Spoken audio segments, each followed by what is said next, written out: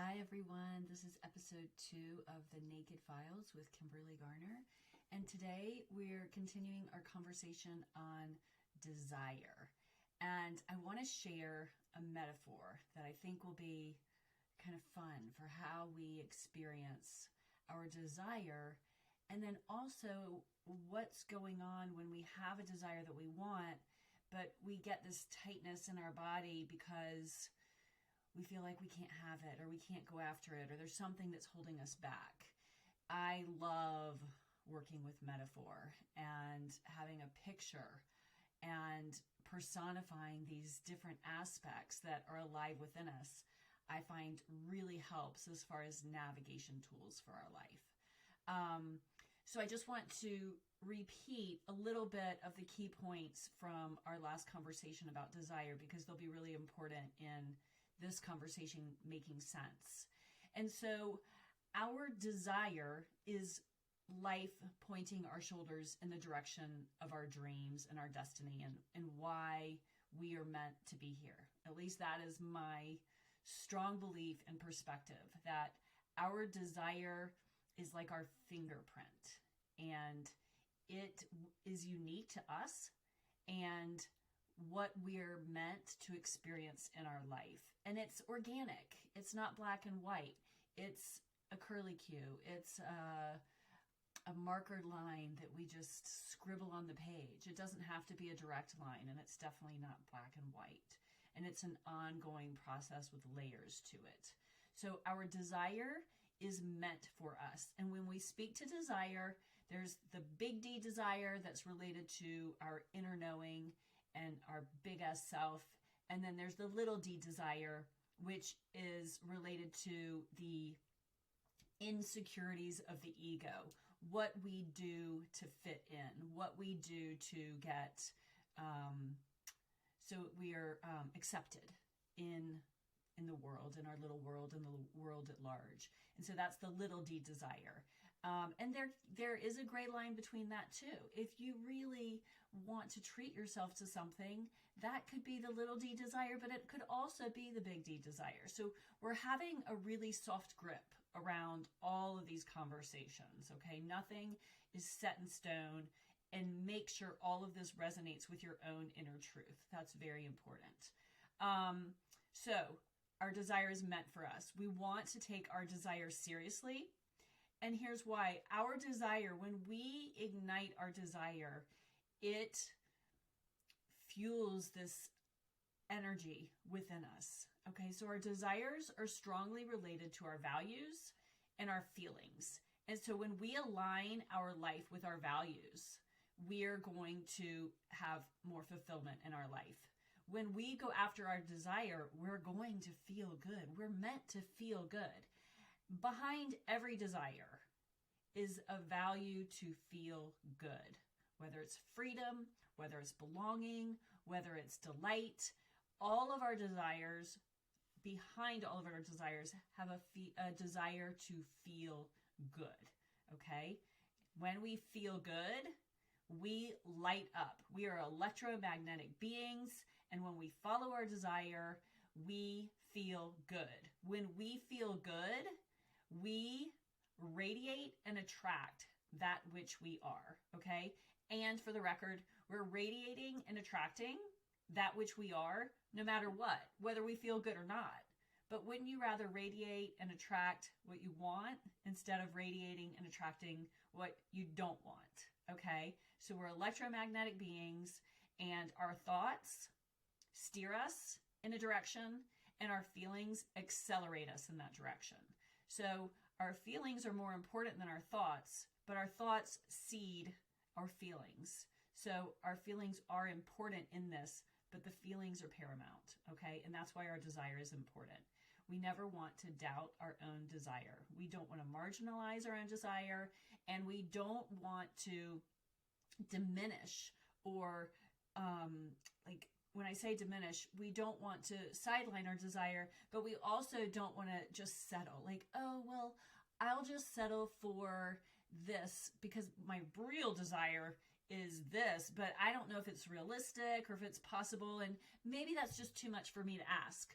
we're going to quiet that little inner voice that makes what we want smaller or makes us feel guilty or that we're not deserving. Okay, so just be really aware of when you think about your desire, go big. Don't diminish it. Don't marginalize it. Don't sideline it. And certainly don't doubt it. And don't expect what you don't want.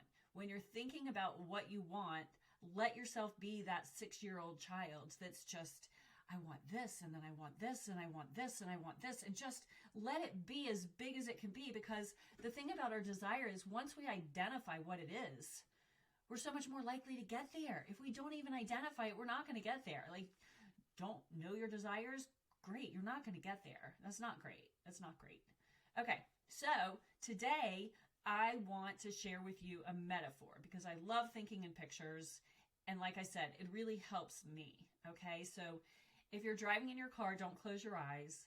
But if you're not in your car and if you're in a place where you can just lay down, sit down, relax, and close your eyes, I think you'll get more out of this. And it's a recording, so if you're driving, you can listen to it now and you can listen to it again later. Okay, so I have some notes here. So if you're watching me on camera, just know I may look down and look at my notes because I don't want to miss anything. And sometimes I tend to go off in wild directions.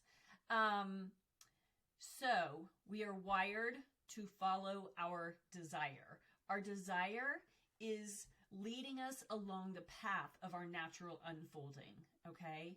It's our personal story, our personal heroic story. And our desire is like our internal navigation system. And it's life saying, hey, come over here. What about this? Oh, come over here. What about this?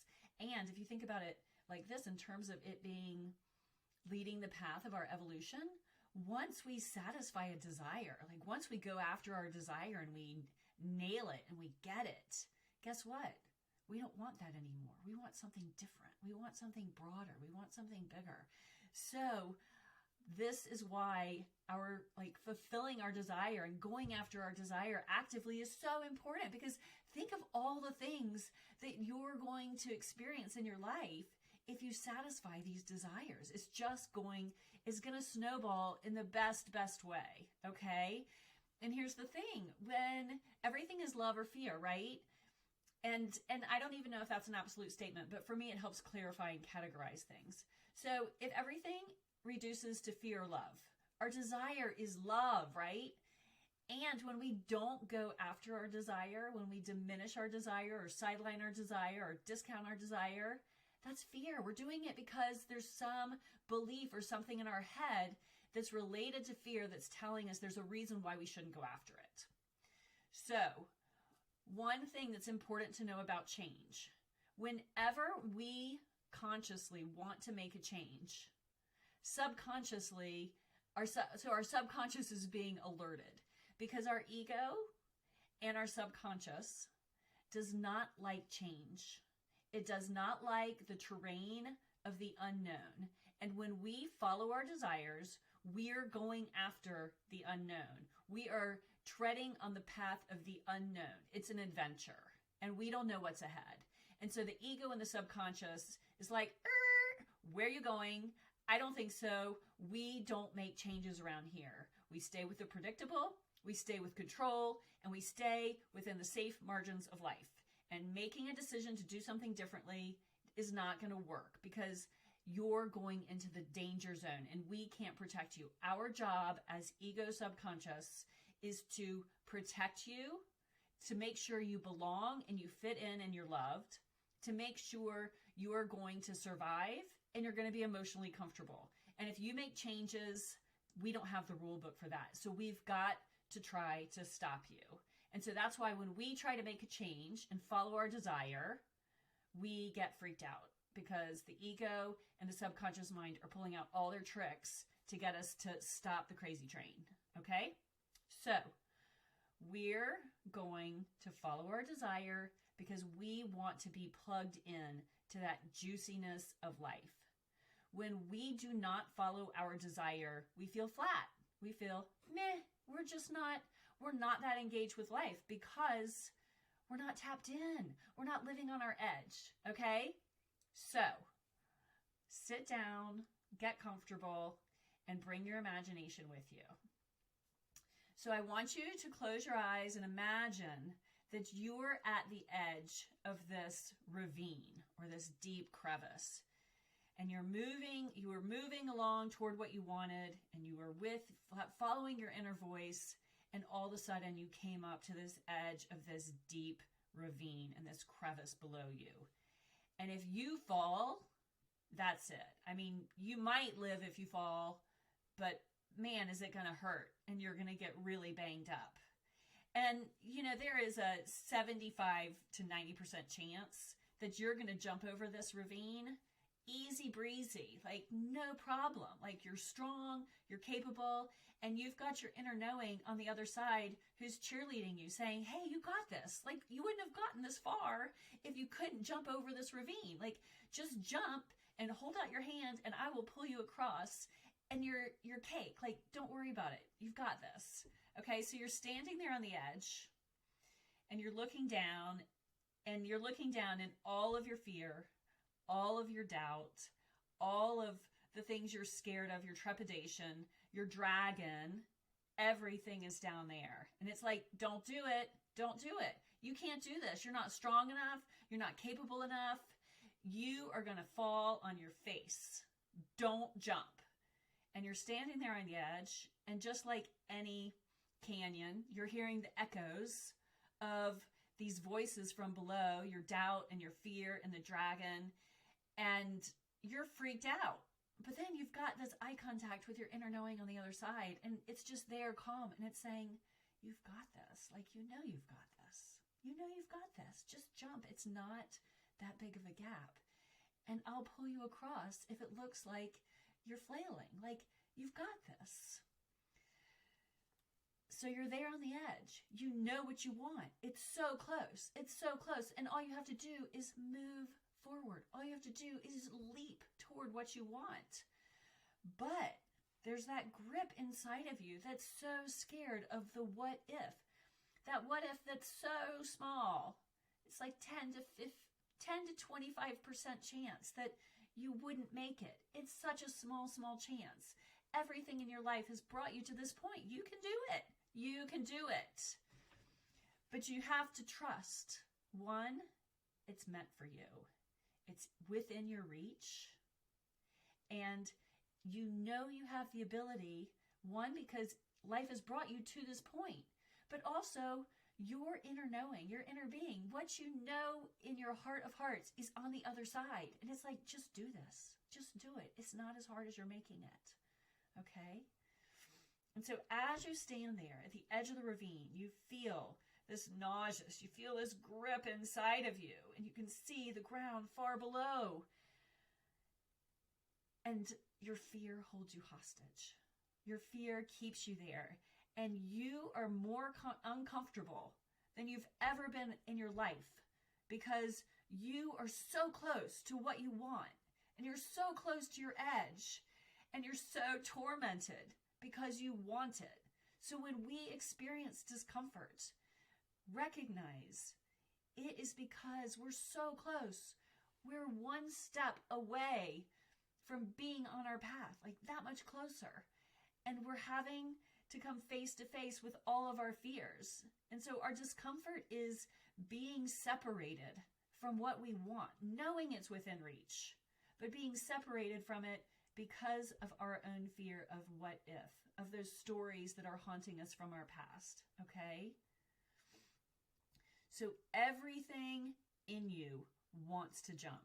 Everything in you wants to leave the status quo, wants to leave the predictable life, wants to live in the adventure of the unknown. Your doubts, your fears, your trepidations, your dragons are all yelling at you, do not do this. But that quiet voice inside of you, that inner knowing, confidently whispers, this is all meant for you. Otherwise, you wouldn't be here. This is your moment. Jump. We will help you. And at that moment, you recognize there's a difference between being reckless by being cautious and not taking the risk. And in that moment, you decide caution is more reckless than taking the risk with living your life on your terms and into the unknown.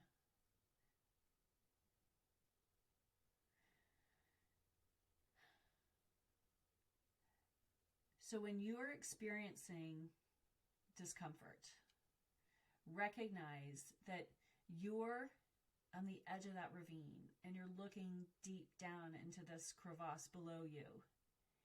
And all of your doubts, all of your fears, all of your what ifs, all of your dragons are down in that canyon, and they're yelling at you, and it's echoing and it's overwhelming. There's a cacophony happening because you're so close to what you want. And all you have to do is realize that being cautious is more reckless than taking a risk.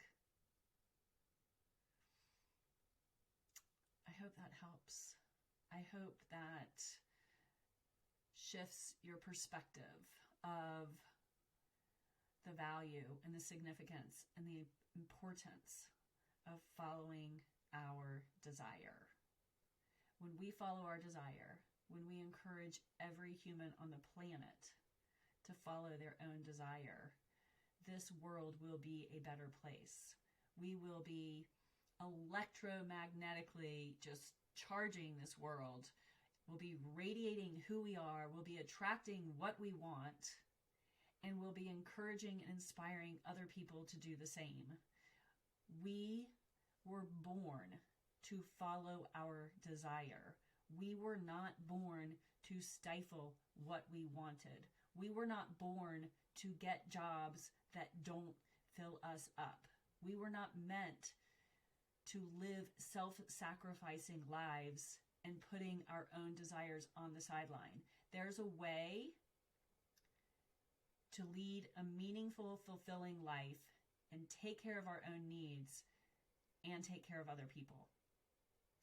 By following what fills us up, we make this world a better place. We make people smile. We light people up without even having to make eye contact with them. I mean, that makes it even better. And a smile, all the better. So take your desire seriously. Be self-devoted. And let me know what unfolds in your own adventure. Have a great day.